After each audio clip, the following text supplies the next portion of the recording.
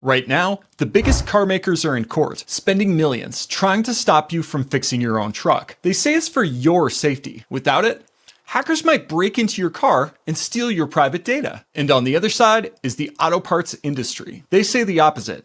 Fixing your own vehicle is a matter of personal freedom. Your right to fix what you own. They're both selling you a story, because this was never a fight about what's best for you.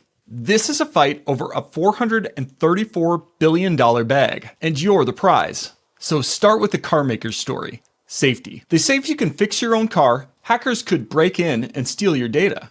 Really? Because if hacking is such a concern, who turned your car into a computer on wheels in the first place? They did. Back in 2009, a luxury car already ran on 100 million lines of code. A Boeing 787 ran on just 14 million lines of code, and an F-22 fighter jet under 2 million. Today, the industry says a new car is headed for 600 million lines. What's all that extra code actually doing? Car makers would like you to believe it's keeping you safer, but here's what the FTC found GM's code was actually doing. GM had a feature called OnStar Smart Driver. The technology tracked how its customers drove, your speed, hard braking, how often you buckled up. Driver beware. Your car could be recording how you drive, your speed, or any hard braking, and then transmitting that data to an information clearinghouse. The New York Times report that data clearinghouse, LexisNexis, is working with insurance companies, and their collaboration could drive your insurance rates higher.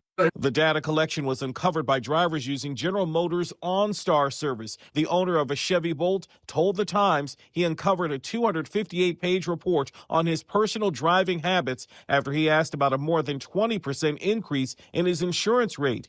GM allegedly made $20 million selling this data to insurers who used it to set people's rates. Some drivers watched their insurance premiums skyrocket based on information they never agreed to share. This year, the FTC ordered GM to stop and barred it from selling that driver data for 5 years. And California fined them almost $13 million over the same data. So forgive me when I ask, is this really about hackers? Or is it that data on millions of drivers is worth a fortune? So that's one side of the legal fight.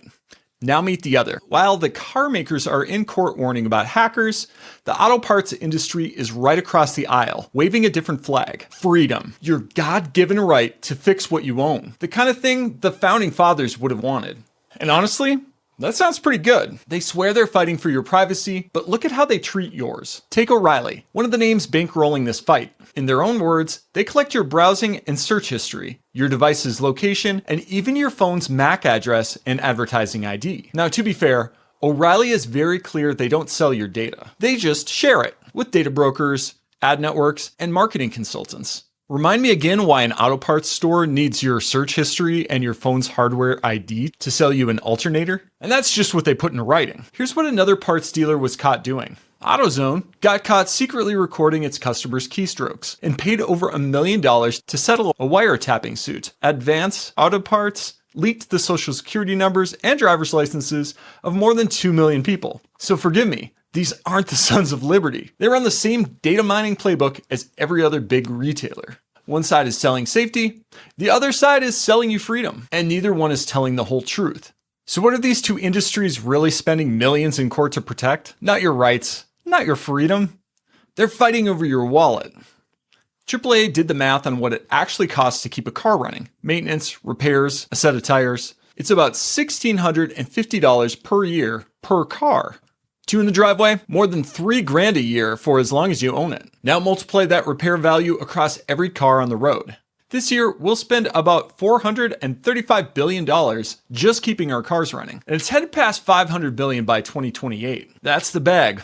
That's the whole fight. Because old cars are actually a goldmine. There are nearly 289 million cars and trucks on American roads. And the average one is now a record 12.8 years old. The parts industry calls that its growth engine. People keeping older vehicles alive, vehicles that need more work. Your aging truck isn't a problem to them. It's the best customer they've got. So both sides, car makers and part dealers, are fighting to make sure they don't lose their cut. Here's where the money actually is. At a dealership, selling you the car barely makes them anything. A 2 to 5% margin. The money is in fixing it. The parts they bolt on get marked up 50, 100%. And the labor's billed at a couple $100 per hour. And you'll be back because you're keeping that truck 12 years. Now imagine the car makers win this fight. Imagine they keep it all locked down, so the only place that you can actually fix your truck is with the dealer. No independent shop, no fixing it yourself. Every repair gets funneled straight through them. Now, I don't have an MBA like the suits advising these dealers, but you don't need one to see the play. The car is the bait, and the repair is the real business.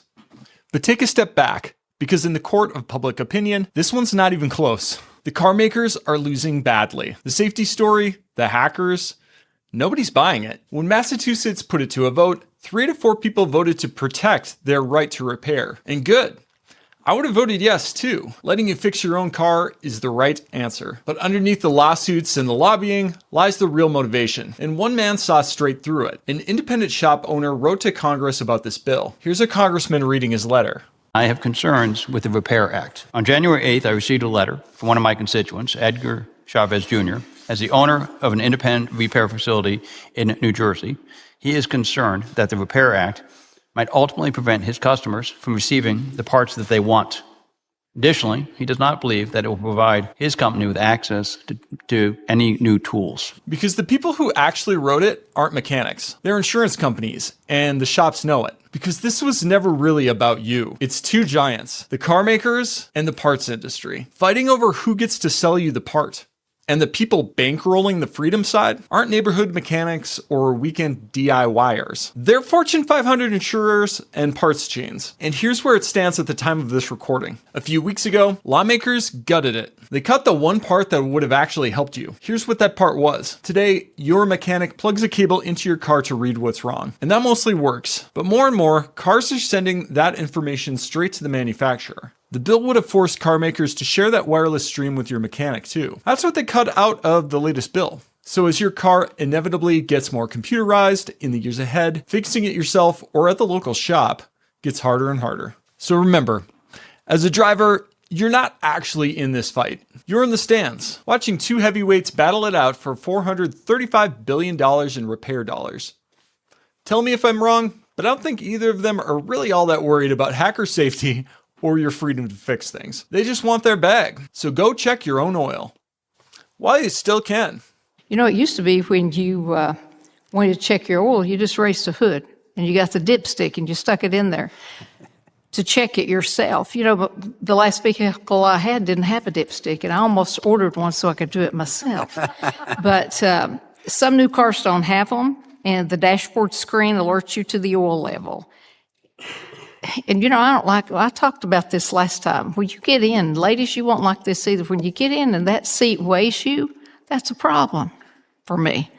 And so does this gatekeeping of data pose a challenge in the future, Mr. Hanvey?